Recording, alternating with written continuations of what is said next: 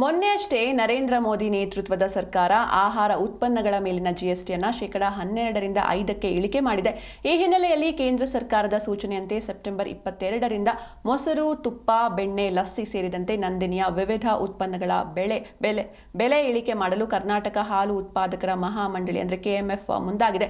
ಮೊಸರಿಗೆ ಲೀಟರ್ಗೆ ಬರೋಬ್ಬರಿ 4 ರೂಪಾಯಿವರೆಗೆ ಕಡಿಮೆಯಾಗುವಂತಹ ಸಾಧ್ಯತೆ ಇದೆ. ಈ ನಂದಿನಿ ಉತ್ಪನ್ನಗಳ ದರ ಇಳಿಕೆ ಕುರಿತು ನಾಳೆ ಅಂದರೆ ಸೆಪ್ಟೆಂಬರ್ 20ರಂದು ಕೆಎಂಎಫ್ನ ಹಿರಿಯ ಅಧಿಕಾರಿಗಳ ಮಹತ್ವದ ಸಭೆ ನಡೆಯಲಿದ್ದು ಬೆಲೆ ಇಳಿಕೆ ಬಗ್ಗೆ ನಿರ್ಧಾರವನ್ನು ಕೈಗೊಳ್ಳಲಿದೆ.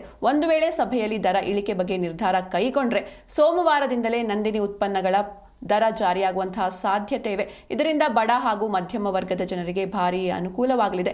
2025 ಏಪ್ರಿಲ್ 1ರಂದು ನಂದಿನಿ ಹಾಲಿನ ಎಲ್ಲಾ ಮಾದರಿಯ ಪ್ಯಾಕೆಟ್ ದರ ಪ್ರತಿ ಲೀಟರ್ಗೆ 4 ರೂಪಾಯಿ ಏರಿಕೆ ಮಾಡಿತ್ತು. ಜೊತೆಗೆ ಮೊಸರಿನ ದರವೂ ಸಹ ಪ್ರತಿ ಲೀಟರ್ಗೆ 4 ರೂಪಾಯಿ ಏರಿಕೆಯಾಗಿತ್ತು.